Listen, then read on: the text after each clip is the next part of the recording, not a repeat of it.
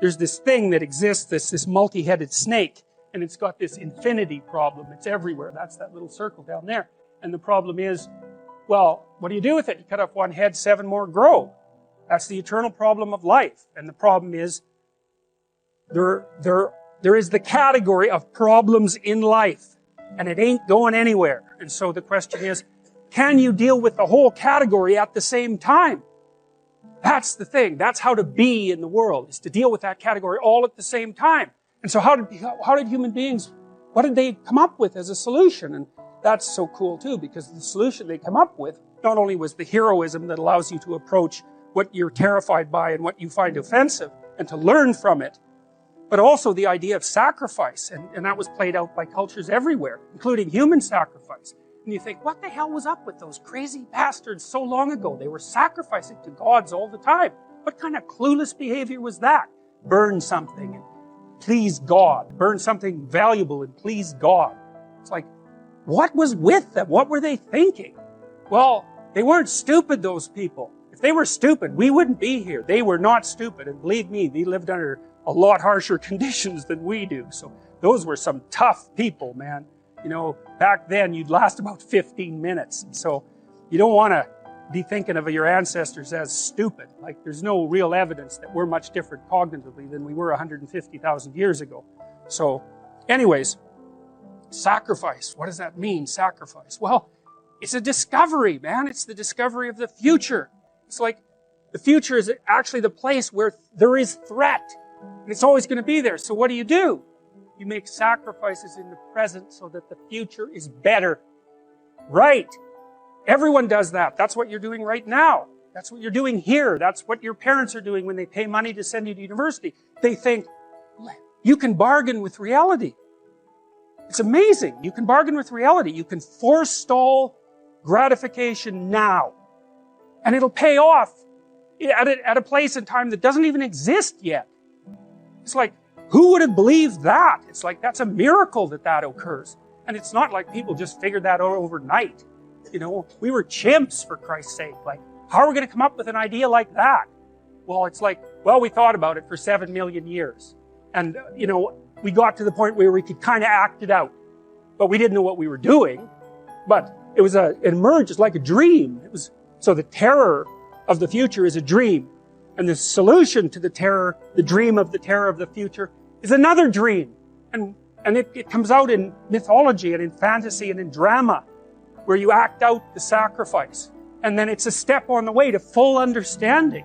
So we can say sacrifice now instead of doing it, you know, although we still do it. It's just not concretized like it used to be. We do it abstractly. And we all have faith that it will work, you know, and we also set up our society so that it'll work. And one thing about, you know, I'm not a fan of moral relativism for a variety of reasons, partly because I think it's an extreme form of cowardice. But anyways, apart from that, no. There's minimal ways that you can set up a society that will work. And so one of them is that the society has to be set up so that your sacrifices will pay off, or you won't work, and then the society will die. And so it has to make promises. People have to make promises to one another. And that's what money is. Money is a promise that your sacrifice will pay off in the future. That's what money is. And so if the society is stable, you can store up your work right now.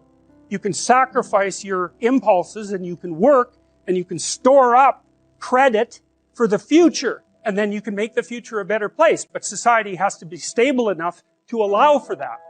Hyperinflation will do you in. So the promise that's implicit in the currency is the promise that what you're doing now will pay off in the future. And if people don't have that promise, then, well, we know what they do. Because in gangs, for example, say gangs in North America, the time horizon of the gang members shrinks rapidly because they don't really expect to be alive much past 21. And so they get really impulsive and violent. And like, why the hell not? That's what you do when the future doesn't matter, when it's not real. You default back to living in the moment and you take what you can get right now. And no wonder, because you don't know if you're going to be around in a year. And you get whatever you can, well, you can bloody well get it. And that's like anarchy, that state. And so you don't want to live in, some people like to live in that state because they're really wired for that, you know.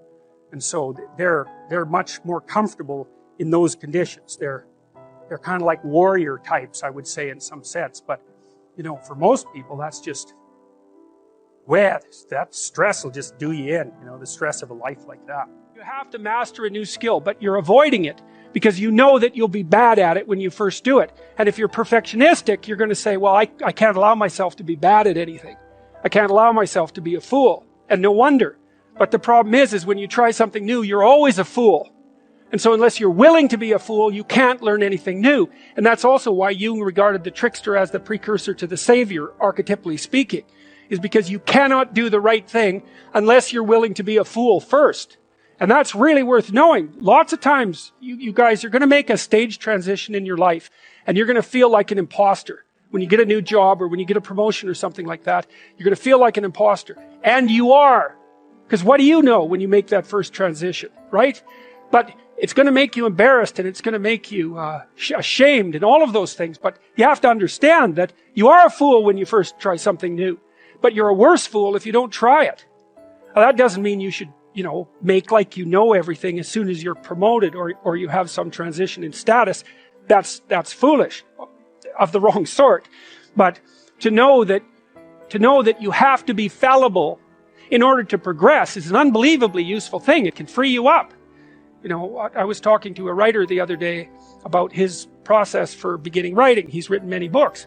He writes a very, very, very bad first draft. Right, and that's a good way to think about things, is throughout your life you're going to be doing that, is writing the next draft of you, and it's pretty bad to begin with. But that's okay, because it isn't going to get any better unless you put yourself out into the domain of the unknown to begin with. So I might say, well, why are you going to university? Or I might say, what are you doing right now? And then the answer would be, well, I'm sitting in class. And then the question would be, well, why are you sitting in class? And the answer to that would be, well, because I want to take this course. And why? Well, it's because I want to get my degree. So why? Well, because I want to be prepared for a career and a productive and high quality life when I get out. Well, why? Well, you can keep saying why pretty much indefinitely, and as you answer, you go farther and farther out in time scales. Now, it's a tricky thing, because one of the things I might tell you, this is a very complex cognitive problem, is, well, where should you stop? So, for example, I could say to you, do you want $100 an hour, or do you want 50,000 years in 75 years? You're going to think, well, I'll probably take the $100 now. Well, how about 200 years? It's like, well, I'm not going to be there. I'll take the $100 now. Well, so obviously thinking out 200 years is not that helpful. Now, you might think, well, no, you should calculate the effects of your actions on the vastest time span possible and include the largest number of people if you're really going to equilibrate it. But the problem is you can't do the computations, because you get this thing called combinatorial explosion happening, which is that it's like a chessboard.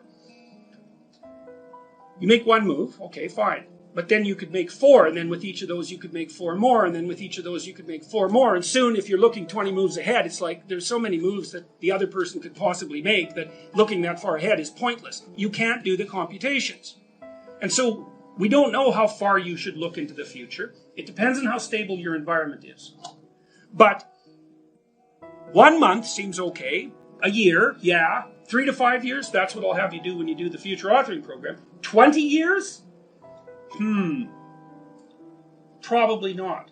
And the reason for that is the margin of error in your prediction grows so large that your prediction isn't worth anything. And you can really see how that's the case now. Because, like, what's it going to be like in 20 years? When I was a kid, I used to read science fiction. It's like plausible accounts of the potential future. It's like, now? Who knows? Anything could happen. Anything could happen. You could be 3/4 robot in 20 years. You could have a lifespan of 10,000 years. I mean, we just do not know. We could be living in caves again with everything in ruins. We don't have a clue what's going to happen. So 20-year span, I would say, get friendly with computers. So 20-year span's too long. So, okay, anyways, what I'm pointing out is that you have to calculate what you're doing across multiple spans of time, and in combination with many, many people. And that makes things very complex, but that's how you're building the structures that you live with.